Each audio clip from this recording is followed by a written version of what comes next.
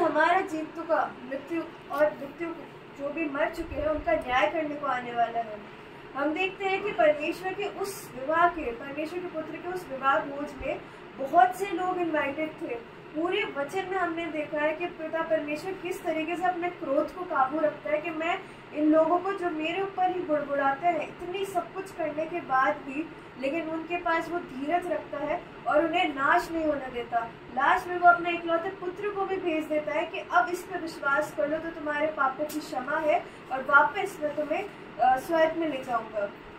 लेकिन हम देखते हैं कि वचन में कितने लोग हैं ऐसे कि जो इस बात को जानते हुए भी फिर भी पाप करते हैं और परमेश्वर से दूर हो जाते हैं। उसका निमंत्रण जो कि पूरे प्रेम भरा निमंत्रण है, आज भी वो हमारे लिए हाथों में फैलाए खड़ा है, उसे रिजेक्ट कर देते हैं। हम यहाँ पे देखते हैं कि कुछ लोगों ने एक्सक्यूजेस दिए, बहाने बनाए कि आज हमने खेत मोल लिया है, जबकि जब खेत हम मोल लेते हैं तो पहले हम उसे चेक करते हैं और फिर हम उसे खरीदते हैं। हम कभी भी अपनी कमाई को ऐसे व्यर्थ कामों में नहीं स्पेंड करते। तो वो एक बहाना बना रहे हैं कि हमने खेत मोल लिया, अब हम उसे देखने जाएंगे। दूसरा कि मैंने बैल खरीदे, अब मैं उसको देखूंगा। और ऐसे ही बहाने, खूब सारे बहाने हम देखते हैं कि यहाँ पे लोगों ने बनाए और कई लोगों को इतना पसंद नहीं आया ये कि उसने जो दास भेजे थे, सेवकों को भेजा था, अर्थात जो परमेश्वर ने अपने नबियों को भेजा था, उनको ही मार डाला कि परमेश्वर के पुत्र के विवाह के भोज में आओ, परमेश्वर तुम्हें बुला रहा है। उसके निमंत्रण लिए हुए वो हमारे पास आए थे, लेकिन इस संसार ने उन्हें तुच्छ जाना और उनकी हत्या कर दी। उसी प्रकार से यहाँ पर भी उसके दासों की हत्या कर दी, उसे अपमानित किया गया, उन सबको अपमानित किया गया। और हम देखते हैं कि आगे भी पत्रियों में, नए नियम में हमें देखने को मिलता है कि तुम जब भी परमेश्वर के नाम को खड़ा होगे, उसके सुसमाचार का प्रचार करोगे, तुम्हें लज्जित किया जाएगा, तुमसे लोग प्यार नहीं करेंगे, तुम्हें ऑनर नहीं करेंगे, परंतु तुम्हारा अपमान ही होगा। और यह एक नॉर्मल बात है क्योंकि तुम्हारे से पहले जो आए थे उनके साथ भी यही हुआ है। और यहाँ पर भी एक दृष्टांत के द्वारा हमें ये बताया जा रहा है कि वो जो राजा ने अपने जो सेवक भेजे थे उनको उन्होंने मार डाला। वह भोज तैयार था उस टाइम भी और अभी भी तैयार है। और परमेश्वर आज भी अपने दासों को भेज रहा है और हम आज भी देखते हैं कि सताव, परसिक्यूशन जो आ रहा है, क्योंकि कोई तैयारी नहीं है उसके भोज में जाने को। जब परमेश्वर निमंत्रण देते हैं, जब हमें कोई सुसमाचार सुनाता है तो अपना मन कठोर कर देते हैं और संसारिक चीजों की ओर लग जाते हैं।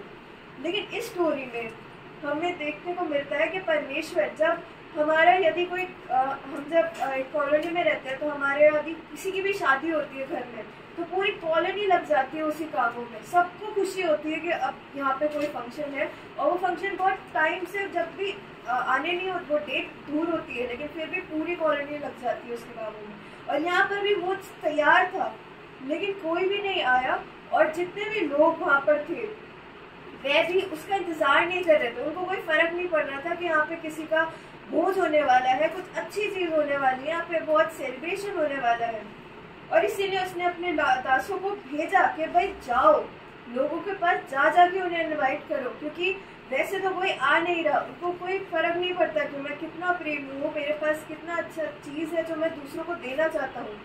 और ये भेज कर उन्हें बताया, और चढ़ाव पे जितने लोग थे उन सब के पास वो न्योता गया, लेकिन उन सब ने उसे ठुकरा दिया। और आगे चल के हम देखते हैं कि राजा को इतना गुस्सा आया कि उसने उस पूरे नगर को फुकवा दिया, क्योंकि उसके पास अथॉरिटी थी। जब वह राजा हमें बुला रहे तो ये हमारे लिए ऑनर की बात है। हम इस केपेबल नहीं है, हमारे अंदर ऐसी कोई खूबी नहीं है कि परमेश्वर हमें बुलाए, क्योंकि वो केपेबल है, क्योंकि वो लविंग है, इसलिए वो हमें बुला रहे हैं।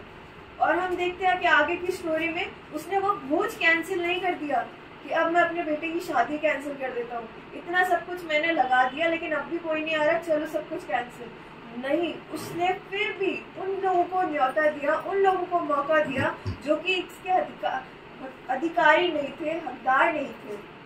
आगे की स्टोरी में हम देखते हैं कि हमें देखने को मिलता है कि कुछ दासों को मिलकर नगर के चौराहे पर जितने लोग थे सभी को इनवाइट कर दिया। हम देखिए मत्ती 22 उसकी 10वीं आयत में लिखा है, अतः उन दासों ने सड़कों पर जाकर क्या बुरे क्या भले जितने मिले सबको इकट्ठा किया और विवाह का घर अतिथियों से भर गया। यहाँ पर कोई डिस्क्रिमिनेशन नहीं है, कोई बायसनेस नहीं है। जितने लोग उसे मिले, जितनों ने यीशु मसीह को प्रभु जान के और अंगीकार किया, उन सबको परमेश्वर ने आज संतान होने का अधिकार दिया है। इसमें कोई भी डिस्क्रिमिनेशन नहीं है, कोई भी ऐसी चीज नहीं है जो कोई बाधा हो।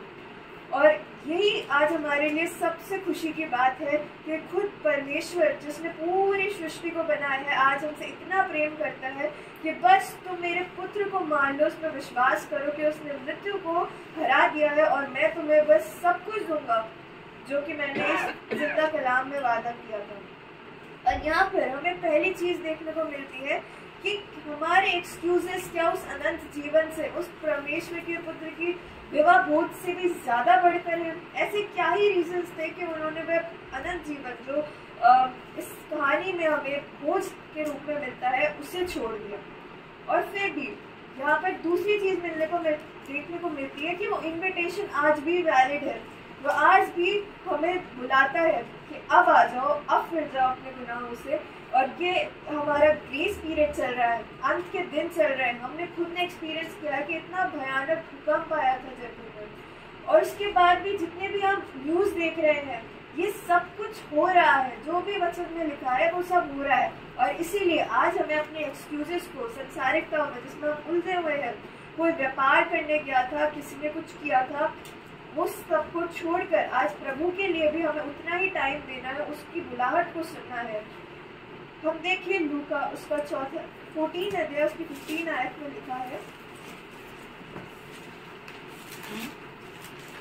14 अध्याय उसकी 15 आयत में लिखा है, उसके साथ भोजन करने वालों में से एक ने ये बातें सुनकर उससे कहा, धन्य है वह जो परमेश्वर के राज्य में रोटी खाएगा।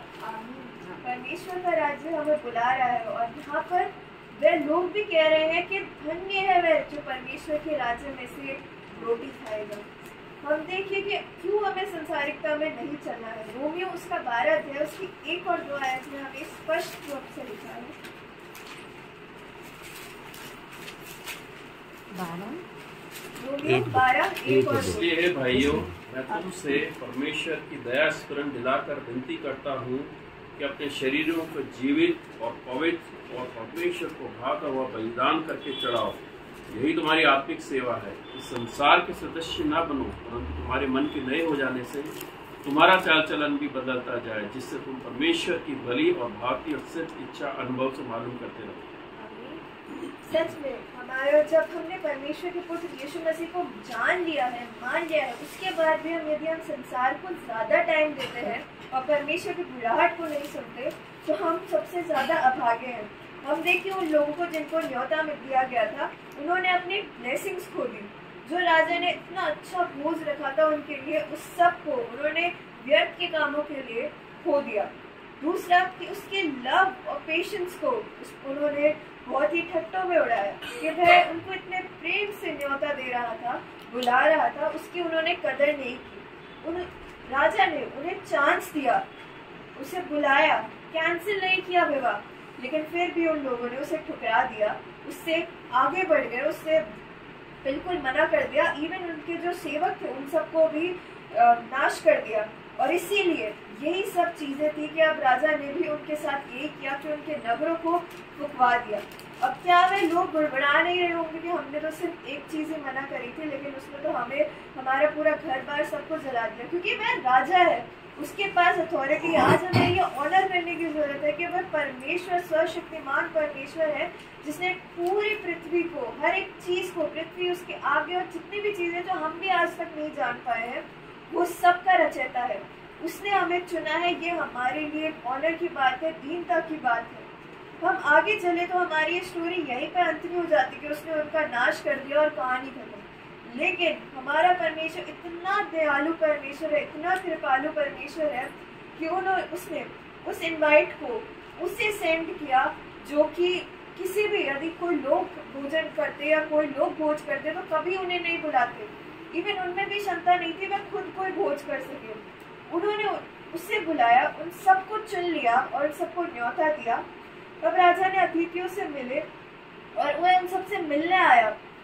उन सबको यह नहीं कि चलो भोजन, वो लोग मेरे भोजन के लिए बुलाए गए हैं, भोजन खा के चले जाएंगे, नहीं, क्योंकि वह इतना प्रसन्न था उन उन सबको देख के कि वह उनके मध्य में आया, वह अतिथियों से मिल रहा था, और तब उसने देखा कि एक व्यक्ति विवाह के वस्त्र पहने ही नहीं था।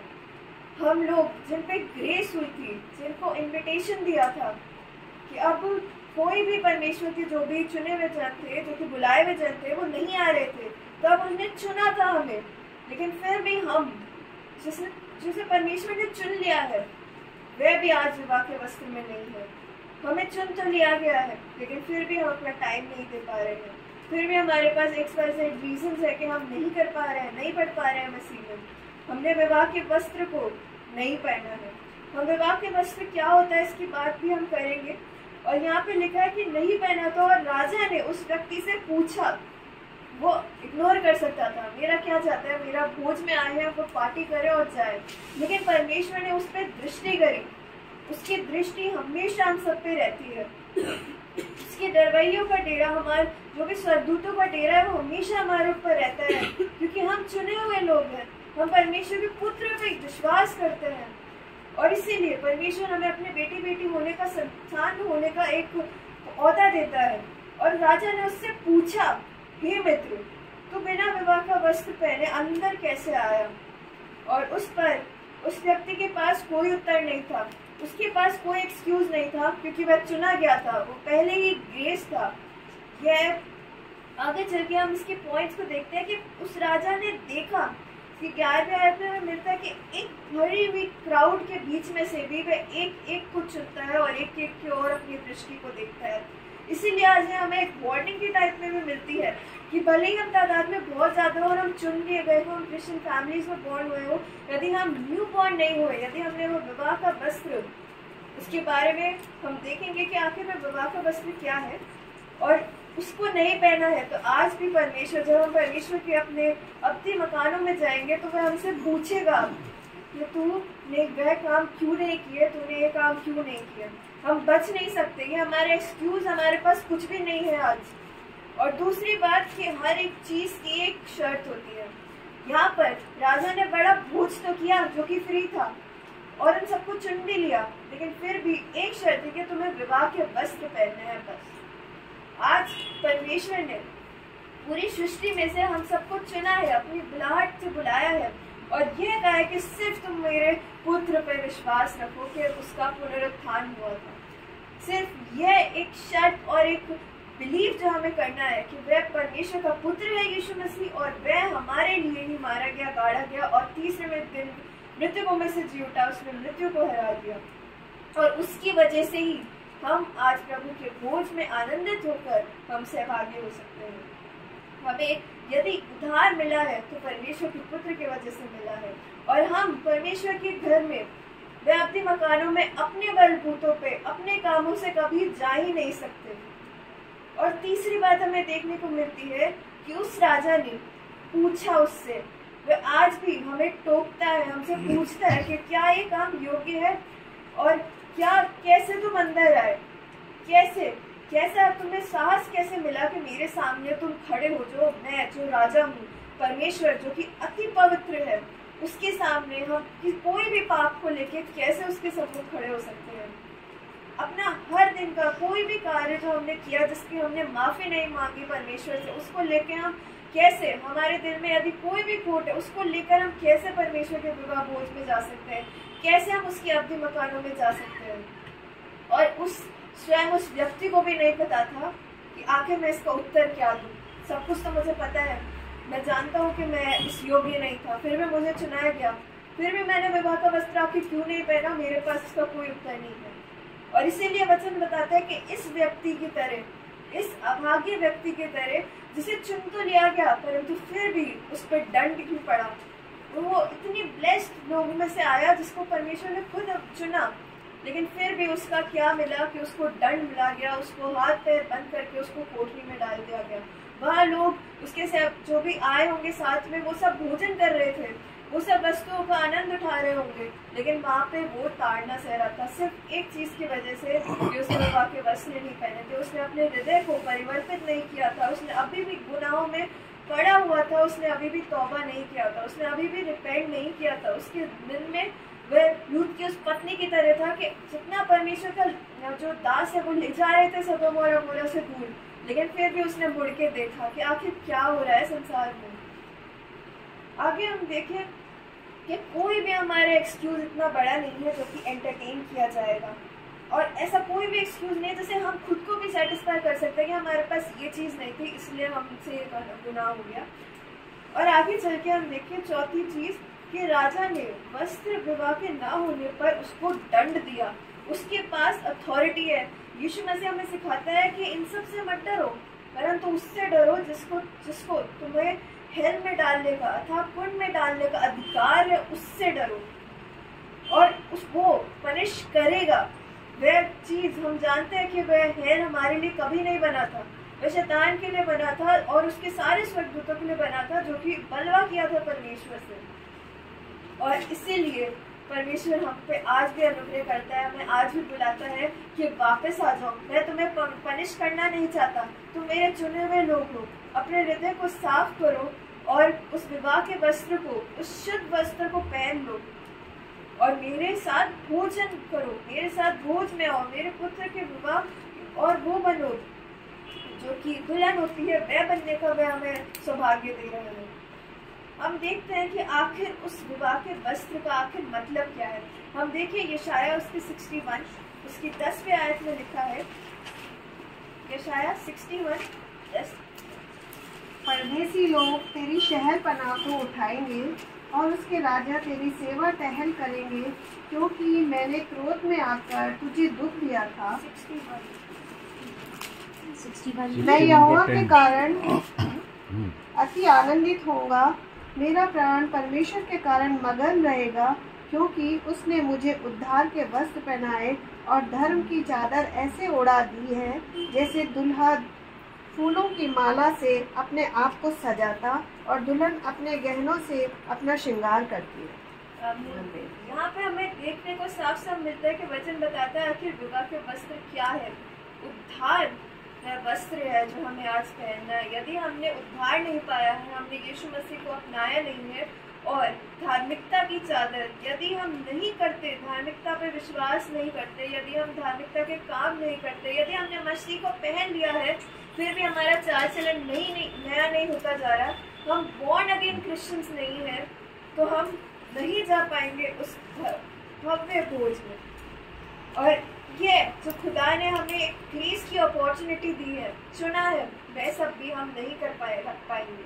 हम देखिए उत्पत्ति उसका 3 अध्याय उसकी 21 आयत पे लिखा है, और यहोवा परमेश्वर ने आदम और उसकी पत्नी के लिए चमड़े के अंगरखे बनाकर उनको पहना दिया। और उत्पत्ति 3 उसकी 21 के अनुसार हम देखते हैं कि अदन की वाटिका में परमेश्वर ने आदम और हवा को वस्त्र पहनाने के लिए एक निर्दोष मेमने का लहू बहाया ताकि वह परमेश्वर के सम्मुख खड़े हो सके, क्योंकि वह लेदर जो है वो एक एनिमल से बनता है और वहाँ पर एक निर्दोष का लहू बहाया गया ताकि उनको वापस परमेश्वर के सम्मुख चाहे वो खड़े तो होने पाए। और यह इससे हम देखते हैं कि प्रभु परमेश्वर ही स्वयं वह वस्त्र प्रदान करता है। वो विवाह का वस्त्र कहीं खरीदने नहीं था, बल्कि खुद राजा ने भिजवाया था उन लोगों को। आज परमेश्वर ने, किसी और ने नहीं, परंतु खुद परमेश्वर ने अपने इकलौते पुत्र को भेजा था हमारे लिए ताकि हम उद्धार पाए। और यह दूसरी चीज कि वह बिल्कुल फ्री है परंतु बहुत बेशकीमती है। खुद परमेश्वर ने इसका चार्ज लिया है कि वह तुम्हें उद्धार देगा, उसने दिया है। हम देखते हैं कि इतने, यदि हमारा बिलीफ यही है कि हम यीशु मसीह में विश्वास करते हैं और यह हमारे लिए फ्री का है, हमने इसका कोई मोल नहीं चुकाया है, परंतु खुद स्वयं परमेश्वर के इकलौते पुत्र ने इसका मोल चुकाया है और हम मोल लिए गए हैं, खून खरीदे हुए हैं। हम इस योग्य भी नहीं है कि हम चाहे कि हम अपने कुछ कर पाए, परमेश्वर को खुश कर पाए, लेकिन हमारा परमेश्वर इतना प्रेमी है, वो इतना प्रेम करता है हमसे, वह जानता है कि हम फिर भी कुटिल लोग हैं, हम फिर भी नहीं सुधरेंगे और इसीलिए वो अपनी दया जो है वो हर रोज प्रतिबोध नहीं करता है कि हम अब भी सुधर जाएं, हम अब भी परमेश्वर के पास आ जाएं। ये जितना टाइम हमें दिया गया है इसीलिए है कि हम बदले और परमेश्वर के पास जाए, वरना यदि परमेश्वर अपने दरवाजों को बंद कर ले तो कुछ ही लोग होंगे जो परमेश्वर के राज्य में प्रवेश करने पाएंगे। और उन्होंने यही चाहा कि यीशु मसीह को हमारे लिए एक निर्दोष मेमना के समान हमारे स्थान पर मरे, ताकि हम परमेश्वर के पास वापस जाने पाए। और तीसरा पॉइंट है कि हमें उस वस्त्र को आज कैसे प्राप्त करना है। आखिर हम कैसे उस वस्त्र को प्राप्त करने पाए। हम चुने हुए हैं, हमें ये विश्वास है। इस वस्त्र को प्राप्त करने के लिए और धारण करने के लिए हमारे जीवन के वस्त्र जो कि बुरे काम, लालसा और अभिलाषा है, उसे हमें अलग करना होगा। यदि हम अपने पुराने वस्त्र को नहीं उतारेंगे और नए वस्त्र को जो परमेश्वर ने दिए नहीं पहनेंगे, तो हम भी उस व्यक्ति के समान ही होंगे जिसे राजा पूछता है कि आखिर क्या कारण था कि तू मेरे सामने खड़ा हो गया बिना मेरे विवाह के वस्त्र पहने जो मैंने तुझे दिए थे। हम देखिए यशाया उसके 64 उसकी 6 आयत में लिखा है, हम तो सबके सब अशुद्ध मनुष्य के से हैं और हमारे धर्म के काम सबके सब मैले चिथड़ों के समान हैं। हम सबके सब पत्ते के समान मुरझा जाते हैं और हमारे अधर्म के कामों ने हमें वायु के समान उड़ा दिया। हम जानते हैं और परमेश्वर इसे जानता है, और इसीलिए वे आज कह रहे हैं कि अपने इन कामों को जो कि मैले चित्रों के समान है, जो हमारे पूरे वस्त्रों को हम मैले कर चुके हैं, उसे उतार डालो, परमेश्वर के उस अनुग्रह को पहन लो। और ज़करिया 3:4 में प्रभु ने कहा है कि इसके ये मैले काम उतारो, देखो मैं तेरे अधर्म दूर किया और मैं तुझे सुंदर वस्त्र पहना देता हूँ।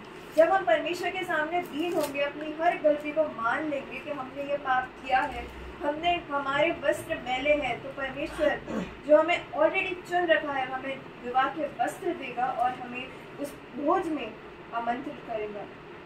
और हम जानते हैं कि वह वस्त्र में यीशु मसीह है जो उसे हम पहनना है, और उस वस्त्र को हमें उस कामों को अलग रखना है, और उसके जो भी वह चीज़ें थी जो कि हमें बताया गया है, बुरे काम, लालसा, उन सबको जब हम जानते हैं तो अब हमारे पास कोई रीज़न नहीं है कि हम उसको बोल सके अब क्यों हमने उद्धार को ग्रहण नहीं किया, क्यों हम परमेश्वर की भोज में शामिल नहीं होने पाए। उसकी ये जो आइडेंटिटी है हमारी इस वस्त्रों के अनुसार, ये परमेश्वर की महिमा है, परमेश्वर का गौरव और परमेश्वर का प्यार दर्शाता है कि हम कितने चुने हुए हैं, हम कितने ब्लेस्ड हैं जब हम उसे पहनते हैं, जब हम उसे प्रोटेक्ट करते हैं, जब हम उसकी शोभा को और बढ़ाते हैं उसे पहन के, उसके वस्त्र को। क्योंकि रोमियो 13 उसके 14 में लिखा है कि यीशु मसीह को पहन लो। और सबोपदेशक 9:8 भी हमें ये बताता है कि तेरा वस्त्र सदा उज्जवल रहे, उसी वस्त्र की रक्षा कर, कहीं वे दूषित ना हो जाए। इस संसार में जहाँ हर प्रकार का डिस्ट्रैक्शन है, जहाँ हर कदम पे डिस्ट्रैक्शन है, चाहे हम कुछ भी करें, संसार हमें अपनी ओर खींचता है, और उन सब के चलते आज हमें परमेश्वर वार्निंग देता है, हमें बताता है, हमारा मार्गदर्शन करता है कि उसी वस्त्र की खोज कर और उसकी रक्षा कर जब तेरे को मिल गया है, कहीं वो दूषित ना हो जाए, कहीं वो छिन ना जाए तुझसे। और अंत में इस वाक्य को, इस आयत को पढ़ के मैं समाप्त करूँगी कि प्रकाशित वाक्य उसके 16वें अध्याय उसकी 15वीं आयत में लिखा है, देख मैं चोर के समान आता हूँ, धन्य है वह जो जागता रहता और अपने वस्त्र की चौकसी करता है। आज हम अपने वस्त्रों की चौकसी करें। जब अंत का समय हमें दिख रहा है, हम महसूस कर रहे हैं, हम उसमें रह रहे हैं, हम इसको एज एक्सक्यूज ना करें, हम इसको टालें नहीं, वरन हम अपने आप को और जो वस्त्र परमेश्वर ने हमें दिया है उसके अनुग्रह से उसकी चौकसी करें और उसे उज्जवल रखने का। परमेश्वर हम सबको आशीष दे। आमीन।